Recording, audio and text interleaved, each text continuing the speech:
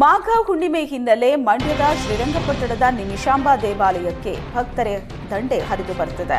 ಮಧ್ಯರಾತ್ರಿಯಿಂದಲೇ ಕಾವೇರಿಯಲ್ಲಿ ಸಹಸ್ರಾರು ಭಕ್ತರು ಮಿಂದೇಳುತ್ತಿದ್ದು, ಕಾವೇರಿ ನದಿಯಲ್ಲಿ ಸ್ನಾನ ಮಾಡಿದರೆ ಪಾಪ ನಿವಾರಣೆಯಾಗಿ ಪುಣ್ಯ ಪ್ರಾಪ್ತಿಯಾಗುವ ನಂಬಿಕೆ ಇದೆ. ಮಂಡ್ಯ ಮಾತ್ರವಲ್ಲದೆ ಹೊರ ಜಿಲ್ಲೆ ಹಾಗೂ ಹೊರ ರಾಜ್ಯಗಳಿಂದಲೂ ಭಕ್ತರು ಆಗಮಿಸಿ ಪೂಜೆಯಲ್ಲಿ ಭಾಗಿಯಾಗುತ್ತಿದ್ದಾರೆ. ಪಂಚಾಮೃತ ಅಭಿಷೇಕ ಸೇರಿದಂತೆ ವಿವಿಧ ಪೂಜೆಗಳು ನಡೀತಾ ಇದ್ದು, ಕಾವೇರಿ ಸ್ನಾನಕ್ಕೆ ಆಗಮಿಸಲಿರುವ ಭಕ್ತರಿಗೆ ದಿನವಿಡೀ ಪ್ರಸಾದದ ವ್ಯವಸ್ಥೆ ಮಾಡಲಾಗಿದೆ. ಯಾವುದೇ ಅಹಿತಕರ ಘಟನೆಗಳು ನಡೆಯದಂತೆ ಕಟ್ಟೆಚ್ಚರ ವಹಿಸಲಾಗಿದೆ.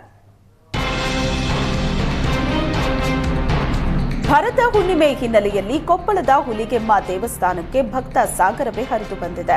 ರಾಜ್ಯದ ವಿವಿಧ ಜಿಲ್ಲೆಗಳು ಸೇರಿ ಆಂಧ್ರ, ತೆಲಂಗಾಣ, ಮಹಾರಾಷ್ಟ್ರ, ಗೋವಾ ರಾಜ್ಯಗಳಿಂದಲೂ ಭಕ್ತರು ಆಗಮಿಸಿದ್ದು, ಬೆಳಗ್ಗೆಯಿಂದಲೇ ಹುಲಿಗೆಮ್ಮ ದೇವಿಗೆ ವಿಶೇಷ ಪೂಜೆ ಸಲ್ಲಿಸಲಾಗುತ್ತಿದೆ.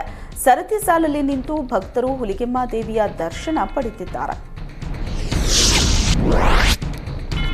ಬಿಜೆಪಿ ರಾಷ್ಟ್ರೀಯ ಪ್ರಧಾನ ಕಾರ್ಯದರ್ಶಿ ಬಿಎಲ್ ಸಂತೋಷ್ ಮಾಘಿ ಪೂರ್ಣಿಮೆಯ ಮುನ್ನಾ ದಿನವಾದ ಮಂಗಳವಾರ ಉತ್ತರ ಪ್ರದೇಶದ ಪ್ರಯಾಗ್ರಾಜ್ನ ತ್ರಿವೇಣಿ ಸಂಗಮದಲ್ಲಿ ಪುಣ್ಯ ಸ್ನಾನ ಮಾಡಿದ್ರು.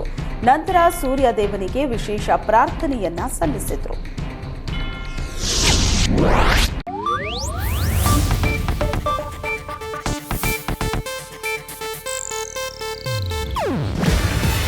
ಇದು ಏಷ್ಯಾನೆಟ್ ನ್ಯೂಸ್ ನೆಟ್ವರ್ಕ್ ಪ್ರಸ್ತುತಿ.